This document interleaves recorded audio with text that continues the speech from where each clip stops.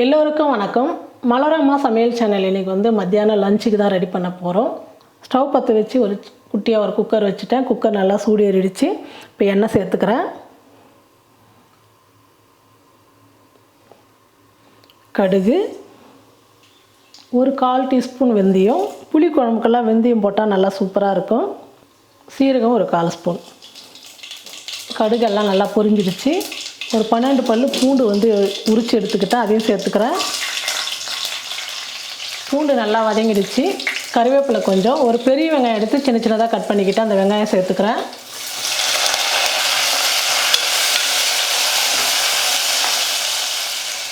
வெங்காயம் நல்லா வதங்கிடுச்சு. ஒரு தக்காளி எடுத்து பொடியாக கட் பண்ணிக்கிட்டேன், தக்காளி சேர்த்துக்கிறேன்.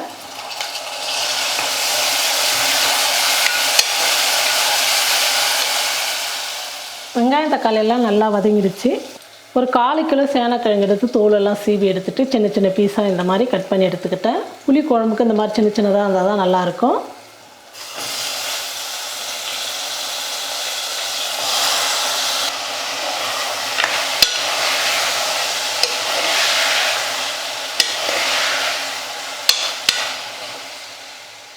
மஞ்சள் தூள் 1/4 ஸ்பூன்.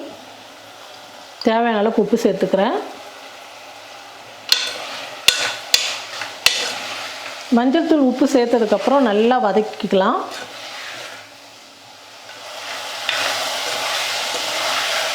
ரெண்டு நிமிஷத்துக்கு நல்லா வதக்கிக்கிட்டேன். இப்போ மிளகாத்தூளெல்லாம் சேர்த்துக்கலாம். சின்ன ஸ்பூனில் வந்து நான் 2 ஸ்பூன் சேர்த்துக்கிறேன். இது 1/2 ஸ்பூன் மிளகாத்தூள் தான் இருக்கும். கரம் மசாலா ஒரு 1/2 ஸ்பூன். மல்லித்தூள் 1 ஸ்பூன் சேர்த்துக்கிறேன். பெருங்காயத்தூள் கொஞ்சம் சேர்த்துக்கிறேன். இதெல்லாம் சேர்த்து ஒரு நிமிஷத்துக்கு நம்ம எண்ணெயில் நல்லா வதக்கிக்கலாம்.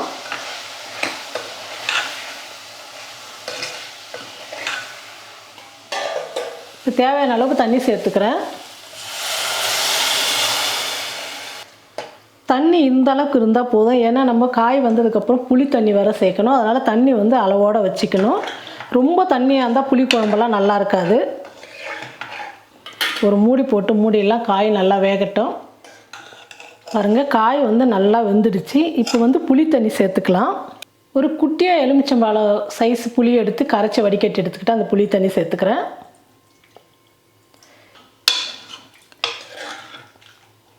புளி தண்ணி சேர்த்ததுக்கப்புறம் ஒரு 2-3 நிமிஷம் கொதிக்க வச்சுக்கலாம்.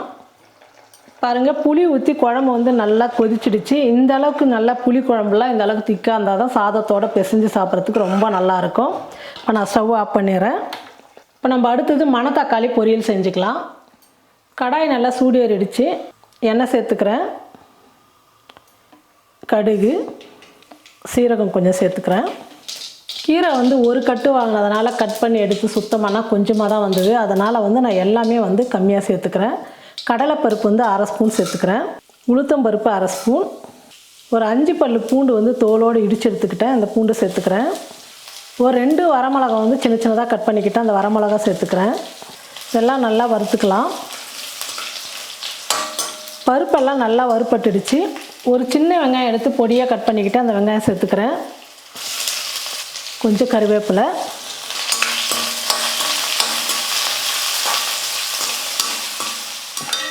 பாருங்கள், வெங்காயம் எல்லாம் நல்லா வதங்கிடுச்சு.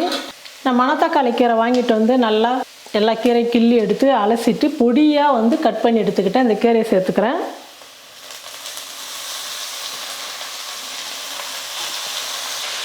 மஞ்சள் தூள் கொஞ்சம் சேர்த்துக்கிறேன்.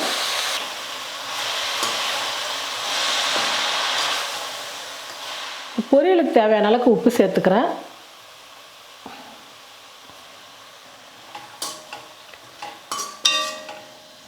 ஒரு 2 நிமிஷத்துக்கு கீரை வந்து நல்லா வதங்கட்டும். பாருங்கள், ஒரு கட்டு கீரை வாங்கினோம். எந்த அளவுக்கு பாருங்கள், ஒரு 2 கரண்டி கீரை கூட வரல, அந்த அளவுக்கு தான் வந்தது. அதனால தான் நான் எல்லாமே வந்து கம்மியாக சேர்த்துக்கிட்டேன். பருப்பு, மிளகாய் எல்லாமே கம்மியாக சேர்த்துக்கிட்டேன். இப்போ கீரைலாம் நல்லா வெந்துருச்சு. சின்னதாக ஒரு 2 துண்டு தேங்காய் எடுத்து துருவி எடுத்துக்கிட்டேன். அந்த தேங்காய் துருவல் சேர்த்துக்கலாம்.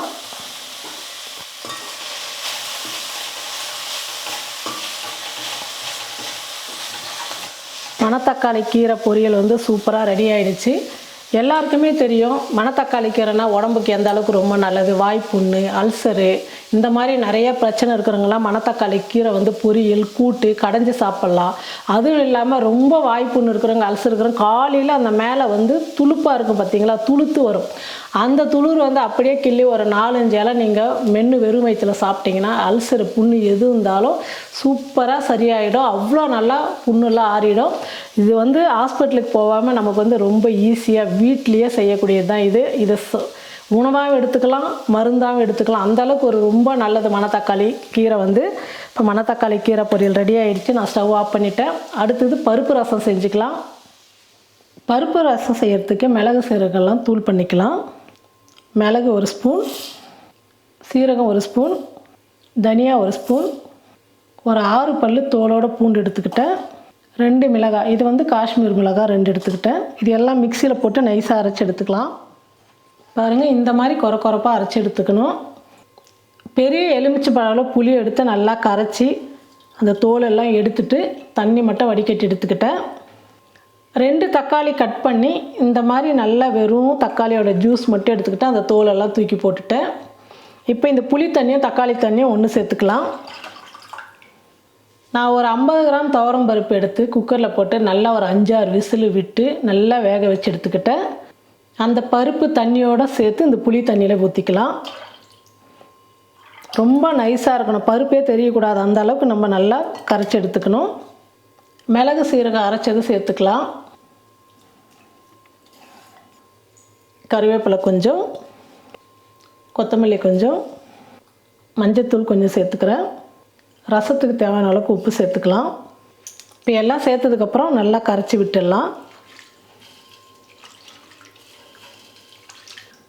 ரசத்துக்கு எல்லாம் ரெடி பண்ணிட்டோம். இப்போ நம்ம தாளிச்சிக்கலாம். ஸ்டவ் பற்ற வச்சு ஒரு பாத்திரம் வச்சுட்டேன். பாத்திரம் நல்லா சூடேறிடுச்சு. இப்போ வந்து ரசத்துக்கு வந்து எண்ணெய் சேர்த்துக்கிறேன். எண்ணெய் நல்லா காஞ்சிடுச்சு. கடுகு சேர்த்துக்கலாம். 2 வரமிளகாய் சேர்த்துக்கிறேன். நான் காரத்துக்கு வந்து ஏற்கனவே 2 வந்து காஷ்மீர் மிளகாய் போட்டு மிளகு சீரகத்தோடு அரைச்சிக்கிட்டேன். அதனால் வந்து மிளகாய் 2 சேர்த்துக்கிறேன். பெருங்காயத்தூள் ஒரு 1/2 ஸ்பூன் சேர்த்துக்கிறேன். இப்போ நல்லா பொரிஞ்சிடுச்சு. கரைச்சி வச்ச ரசத்தை ஊற்றிக்கலாம்.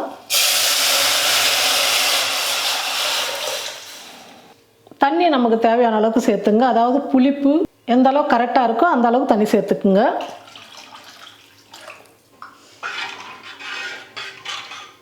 ரசம் தாளித்து விட்டுட்டோம். ரசம் வந்து கொதித்து நுர வரணும், ரொம்ப கொதிக்கக்கூடாது. அந்த மேலே நுர பொங்கி வரும்போது நம்ம ஸ்டவ் ஆஃப் பண்ணிடலாம். பாருங்கள், ரசம் வந்து பொங்கி கொதிக்க ஆரம்பிச்சிடுச்சு. இப்போ நான் ஸ்டவ் ஆஃப் பண்ணிடுறேன். ரசம் ரெடி ஆகிடுச்சு.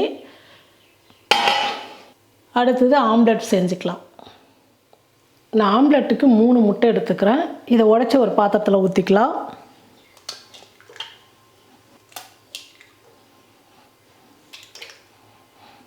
முட்டையை வந்து நல்லா அடிச்சுக்கிறேன். ஆம்லெட்டுக்கெலாம் வந்து இந்த மஞ்சள் கருவும் வெள்ளை கருவும் நல்லா சேர்ந்து வரணும். அந்த அளவுக்கு நம்ம வந்து நல்லா நுர வர அளவுக்கு அடிச்சுக்கணும். முட்டையை நல்லா கலந்து விட்டுட்டேன். ஒரு பெரிய வெங்காயம் எடுத்து பொடியாக நறுக்கி எடுத்துக்கிட்டேன். ஒரு 2 பச்சை மிளகா, கொஞ்சம் கொத்தமல்லி. இப்போ இது எல்லாம் வந்து முட்டையில் சேர்த்துக்கலாம். கொஞ்சமாக மஞ்சள் தூள் சேர்த்துக்கிறேன்.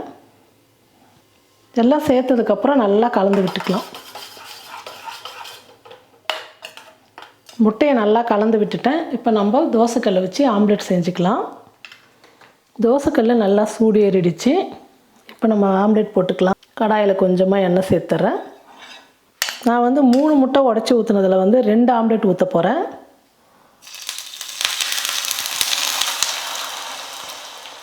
இப்போ எண்ணெய் வந்து லைட்டாக சைடில் மேலெல்லாம் லேசாக எண்ணெய் விட்டுக்கலாம்.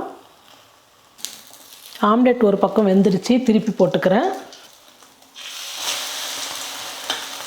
நல்லா கலராக சூப்பராக நல்லா வந்துடுச்சு பாருங்கள். எனக்கு வந்து வெங்காயம்லாம் அதிகமாக சேர்த்து ஆம்லெட் சாப்பிட்ணுன்னா ரொம்ப பிடிக்கும். எங்கள் வீட்டில் வந்து மிளகுத்தூள் போட்டால் கொஞ்சம் நல்லா சாப்பிடுவாங்க. எனக்கு வந்து வெங்காயம் போட்டால் தான் ரொம்ப பிடிக்கும் எனக்கு. இப்போ நான் இன்றைக்கி வந்து வெங்காயம் போட்டு தான் செஞ்சுருக்கேன். 2 பக்கமும் நல்லா வெந்துடுச்சு. இப்போ நான் ஆம்லெட் எடுத்துக்கிறேன்.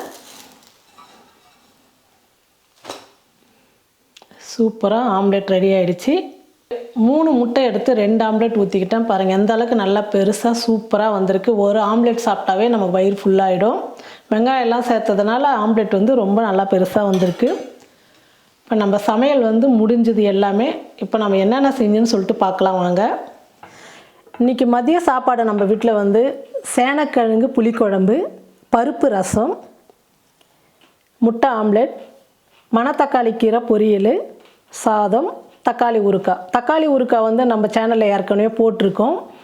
தக்காளி ஊறுகாய் வந்து நம்ம சேனலில் வந்து ஏற்கனவே போட்டிருக்கோம். அதை போய் நீங்கள் பாருங்கள். இன்றைக்கி மதிய சாப்பாடு வந்து நம்ம வீட்டில் இது தான். நீங்களும் உங்கள் வீட்டில் இந்த மாதிரி ஒவ்வொரு நாளைக்கு ஒவ்வொரு விதமாக செஞ்சு கொடுக்கும்போது எல்லாருக்குமே ரொம்ப பிடிக்கும். ரசமும் வந்து ஒரே மாதிரி புளி ரசம் அந்த ரசம் வைக்காமல் பருப்பு ரசம், மிளகு ரசம், புதினா ரசம், எத்தனை வகையான ரசம் இருக்குது. இந்த மாதிரி ஒவ்வொரு நாளைக்கு செஞ்சு கொடுக்கும்போது உடம்புக்கும் ஆரோக்கியமாக இருக்கும், ரொம்ப நல்லாயிருக்கும். உங்கள் வீட்டில் இந்த மாதிரி செஞ்சு பார்த்துட்டு எப்படி இருக்குன்னு சொல்லிட்டு மறக்காமல் கமெண்ட் பண்ணுங்கள், ஷேர் பண்ணுங்கள். நன்றி.